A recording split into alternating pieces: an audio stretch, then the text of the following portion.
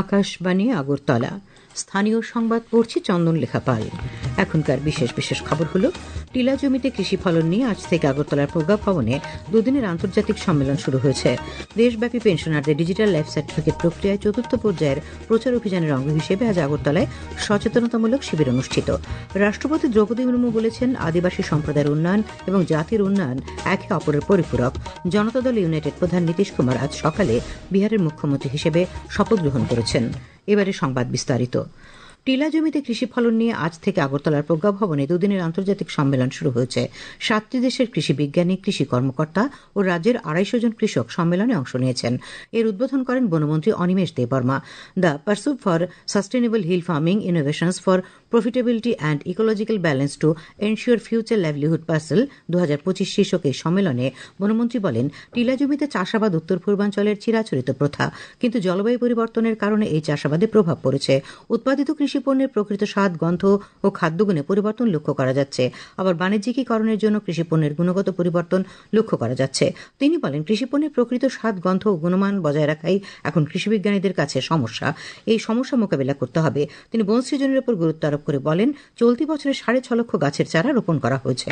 অনুষ্ঠানে বক্তব্য রাখেন বিধায়ক জিতেন্দ্র মজুমদার, আইসিআর দিল্লির প্রাক্তন ডিডিজি ও জোরহাটের আসাম কৃষি বিশ্ববিদ্যালয়ের প্রাক্তন উপাচার্য ডক্টর কে এম বুজাবড়ুয়া, ত্রিপুরা বিশ্ববিদ্যালয়ের উপাচার্য অধ্যাপক doctor Shyamal Das, techno India বিশ্ববিদ্যালয়ের উপাচার্য অধ্যাপক doctor R K Saha.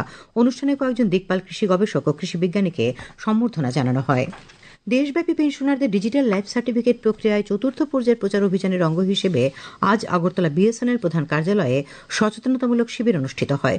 Controller of communication accounts north east 1 telecom সার্কেলের উদ্যোগে এবং বিএসএনএল এর সহযোগিতায় আয়োজিত এই শিবিরে joint controller of communication accounts officer Subhranil Das জানান, জীবন প্রমাণ অ্যাপস ব্যবহার করে পেনশনাররা সহজেই ডিজিটাল লাইফ সার্টিফিকেট জমা দিতে পারছেন।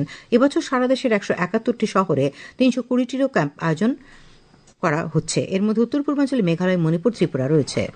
টার্গেট হচ্ছে যাতে পেনশনাররা 100% ডিজিটাল লাইফ সার্টিফিকেট করতে পারে আর কি। এই ক্যাম্পেইনটা ইনিশিয়েটিভ হচ্ছে department of pensioners welfare in collaboration of controller general of communication accounts, controller general of defence accounts আর আরো বিভিন্ন 19টা pension disbursing banks, India post payment bank, pension welfare association, UIDAI আর ministry of electronics and IT, এই এতগুলো সংস্থা মিলে এই ক্যাম্পেইনটা অল ওভার ইন্ডিয়া করছে।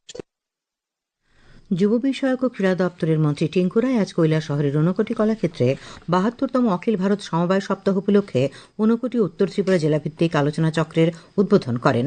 আলোচনা চক্রের বিষয় ছিল বিশ্বব্যাপী প্রতিযোগিতার জন্য উদ্ভাবনী সমবায় ব্যবসায়িক প্রতীক। মন্ত্রী বলেন, গ্রামীণ অর্থনীতির সার্বিক বিকাশে সমবায়ের গুরুত্বপূর্ণ ভূমিকা রয়েছে।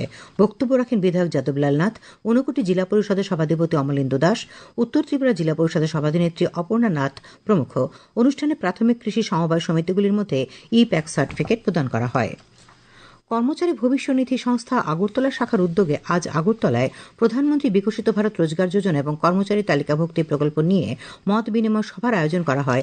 উপস্থিত ছিলেন কেন্দ্রীয় শ্রম ও কর্মসংস্থান মন্ত্রকের পরিসংখ্যান দপ্তরের মহানির্দেশক পি সঙ্গীত কুমার। তিনি বলেন, 99,446 কোটি টাকার এই যোজনার উদ্দেশ্য হল দেশে 2 বছরের মধ্যে 3.5 কোটির বেশি কর্মসংস্থান সৃষ্টি করা। বিকশিত ভারত 2047 প্রকল্পের স্বপ্ন বাস্তবায়িত করতে এই প্রকল্পটি গুরুত্বপূর্ণ ভূমিকা পালন করবে।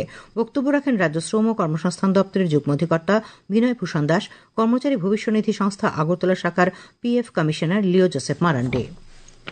আগরতলা শিলচরগামী ট্রেনের সঙ্গে একটি পণ্যবাহী বোলেরো গাড়ির সংঘর্ষে আজ 3 জনের মৃত্যু হয়েছে। উত্তর পূর্ব সীমান্ত রেলের মুখ্য জনসংযোগ আধিকারিক কবিঞ্জল কিশোর শর্মা জানিয়েছেন, আমবাসা মনু সেকশনের অন্তর্গত লংতরাই ভ্যালি মহকুমার সিন্ধুকুমার পাড়া এলাকায় এই দুর্ঘটনা ঘটে। তিনি জানান, অননুমোদিত ক্রসিং এলাকা পার হওয়ার সময় বোলেরো গাড়িটিকে ট্রেনটি সজোরে ধাক্কা দেয়। ঘটনাস্থলেই গাড়ির চালক সহ 3 জনের মৃত্যু হয়েছে। দুর্ঘটনার খবর পেয়ে পুলিশ ও রেল কর্তৃপক্ষ ঘটনাস্থলে পৌঁছে উদ্ধার কাজ শুরু করে। মৃতদেহগুলি ময়নাতদন্তের জন্য মনু হাসপাতালে পাঠানো হয়েছে। খবর প্রচারিত হচ্ছে আকাশবাণীর আগরতলা কেন্দ্র থেকে। আকাশবাণীর সংবাদের আপডেট পেতে লগ ইন করুন www.newsonair.com এবং নিউজ অন এয়ার অ্যাপ এবং টুইটার ও ফেসবুক প্ল্যাটফর্মে এআইআর নিউজ অ্যালার্টসে। ইউটিউবে লক্ষ্য রাখুন নিউজ অন এয়ার অফিসিয়ালে।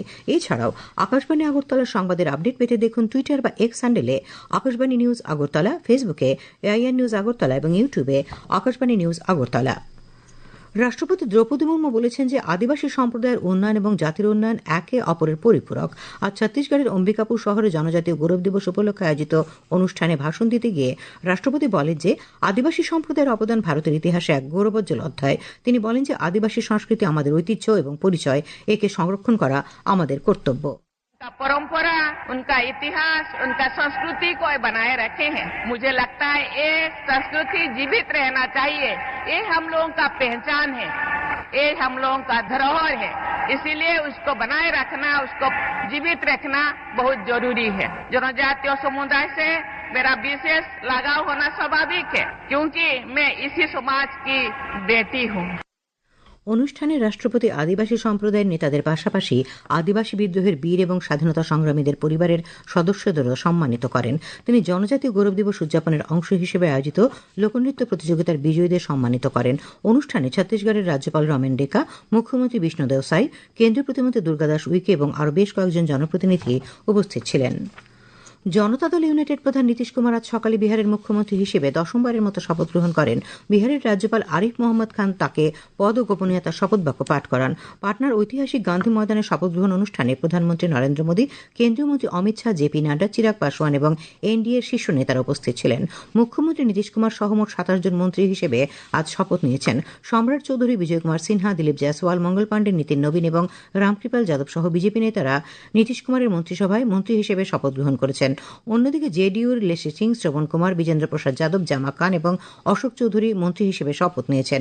উল্লেখ্য, সম্প্রতি সমাপ্ত বিহার বিধানসভা নির্বাচনে এনডিএ 243 সদস্যের বিধানসভার মধ্যে 202টি আসন জিতে নিরঙ্কুশ সংখ্যাগরিষ্ঠতা লাভ করেছে। এনডিএতে বিজেপি 89টি আসনে, জেডিইউ 85টিতে, এলজেপি আর 19টিতে, হিন্দুস্তানি আওয়াম মোর্চা 5টিতে এবং জাতীয় লোক মোর্চা 4টি আসনে জয়লাভ করে। বিরোধীদের মহাজোট নির্বাচনে মাত্র 35টি আসন জিতেছে। প্রধানমন্ত্রী নরেন্দ্র মোদী আজ বিহারের মুখ্যমন্ত্রী হিসেবে শপথ গ্রহণ করায় নীতিশ কুমারকে অভিনন্দন জানিয়েছেন। তিনি সামাজিক মাধ্যমে শ্রী কুমারকে একজন অভিজ্ঞ প্রশাসক হিসেবে উল্লেখ করে তার নতুন কার্যকালের জন্য সাফল্য কামনা করেন। তিনি উপমুখ্যমন্ত্রী হিসেবে দায়িত্ব গ্রহণ করার জন্য সম্রাট চৌধুরী এবং বিজয় কুমার সিনহাকে, সেই সঙ্গে বিহার সরকারের সকল নবনিযুক্ত মন্ত্রীদের অভিনন্দন ও শুভেচ্ছা জানিয়েছেন। উপরাষ্ট্রপতি সিপি রাধাকৃষ্ণন বিহারের মুখ্যমন্ত্রী হিসেবে শপথ গ্রহণের জন্য নীতিশ কুমারকে এবং নবনির্বাচিত মন্ত্রীদের শুভেচ্ছা জানিয়েছেন। সামাজিক মাধ্যমে এক বার্তায় তিনি আশা প্রকাশ করেছেন যে তাদের সম্মিলিত নেতৃত্ব রাজ্যের জন্য সুস্থায়ী প্রবৃদ্ধি, সুশাসন, অন্তর্ভুক্তিমূলক উন্নয়ন এবং সমৃদ্ধির একটি নতুন যুগের সূচনা করবে। মুখ্যমন্ত্রী অধ্যাপক ডক্টর মানিক সাহা বিহার মন্ত্রিসভার শপথ গ্রহণ অনুষ্ঠানে উপস্থিত ছিলেন। তিনি মুখ্যমন্ত্রী নীতিশ কুমারকে অভিনন্দন ও শুভেচ্ছা জানিয়ে বলেন, প্রধানমন্ত্রী নরেন্দ্র মোদী ও নীতিশ কুমারের গতিশীল নেতৃত্বে বিহারের সুশাসন এবং উন্নয়নের ক্ষেত্রে এক নতুন সাফল্য নিয়ে আসবে। প্রধানমন্ত্রী নরেন্দ্র মোদী আগামী 30 নভেম্বর রবিবার আকাশবাণীর মন কি বাত অনুষ্ঠানে সকাল 11টায় দেশ বিদেশের মানুষের সঙ্গে তার চিন্তাভাবনা ভাগ করে নেবেন। এটি মন কি বাতের 128তম পর্ব হবে। এই অনুষ্ঠানের জন্য জনগণ তাদের ধারণা এবং পরামর্শ 1800117800 টোল ফ্রি নম্বরে জানাতে পারবেন। প্রধানমন্ত্রী নরেন্দ্র মোদীর অ্যাপ অথবা মাইগভ ওপেন ফোরামের মাধ্যমে অনলাইনে মতামত জানানো যাবে। এছাড়া 1922 নম্বরে মিস কল দিয়ে প্রাপ্ত লিঙ্কে সরাসরি পরামর্শ জানানো যাবে। আসন্ন পর্বের জন্য পরামর্শ মাসের 28 তারিখ পর্যন্ত গ্রহণ করা হবে। তথ্য সম্প্রচার প্রতিমন্ত্রী ডক্টর এল মুরুগান আজ গোয়ার পানাজিতে ভারতের 56তম আন্তর্জাতিক চলচ্চিত্র উৎসব IFFI ওয়েবস ফিল্ম বাজার 2025-এর উদ্বোধন করেছেন। সৃজনশীল ও আর্থিক অংশীদারিত্বের জন্য চলচ্চিত্র নির্মাতা, প্রযোজক, বিক্রয় প্রতিনিধি, উৎসব প্রোগ্রামার এবং পরিবেশকদের জন্য একটি বৈশ্বিক মিলনস্থল হিসেবে এটি কাজ করে। উদ্বোধনী অনুষ্ঠানে উপস্থিত ছিলেন গোয়ার মুখ্যমন্ত্রী প্রমোদ সাওয়ন্ত, তথ্য সম্প্রচার সচিব সঞ্জয় জাজু, উৎসবের পরিচালক শেখর কাপুর, অভিনেতা নন্দমুরি বালাকৃষ্ণ, অনুপম খের, মনোজ যোশী এবং শ্রীলীলা। চলচ্চিত্র নির্মাতা রাকেশ ওম প্রকাশ মেহরাও উপস্থিত ছিলেন। গণমুক্তি পরিষদের 23তম কৈলাসহর মহকুমা সম্মেলন আজ অনুষ্ঠিত হয়। উদ্বোধন করেন প্রাক্তন বিধায়ক রাজেন্দ্র রিয়াং। বক্তব্য রাখেন রাজ্য বিধানসভার বিরোধী দলনেতা জিতেন্দ্র চৌধুরী, প্রাক্তন আইনমন্ত্রী তপন চক্রবর্তী, এডিসির প্রাক্তন মুখ্য কার্যনির্বাহী সদস্য রাধাচরণ দেববর্মা প্রমুখ বক্তব্য রাখেন। সম্মেলন থেকে 25 সদস্যের মহকুমা কমিটি গঠন করা হয়। সভাপতি পদে পাইচুকলিয়ানা হালাম এবং সম্পাদক পদে মোহন দেববর্মা নির্বাচিত হয়েছেন। আবহাওয়া, আগামীকাল আকাশ আংশিক মেঘাচ্ছন্ন থাকবে। সকালে হালকা থেকে মাঝারি কুয়াশা পড়তে পারে। আগামীকাল দিনের সর্বোচ্চ তাপমাত্রা 31 ডিগ্রি সেলসিয়াস এবং সর্বনিম্ন 17 ডিগ্রি সেলসিয়াসের কাছাকাছি থাকবে। আজ সর্বোচ্চ তাপমাত্রা ছিল 31.3 ডিগ্রি সেলসিয়াস এবং সর্বনিম্ন 17.5 ডিগ্রি সেলসিয়াস। শেষ করার আগে খবরের বিশেষ বিশেষ অংশগুলি আরেকবার। টিলা জমিতে কৃষি ফলন নিয়ে আজ থেকে আগরতলার প্রজ্ঞা ভবনে দুদিনের আন্তর্জাতিক সম্মেলন শুরু হয়েছে। দেশব্যাপী পেনশনারদের ডিজিটাল লাইফ সার্টিফিকেট প্রক্রিয়ায় 4র্থ পর্যায়ের প্রচার অভিযানের অঙ্গ হিসেবে আজ আগরতলায় এলাকায় সচেতনতামূলক শিবির অনুষ্ঠিত হয়। রাষ্ট্রপতি দ্রৌপদী মুর্মু বলেছেন যে আদিবাসী সম্প্রদায়ের উন্নয়ন এবং জাতির উন্নয়ন একে অপরের পরিপূরক।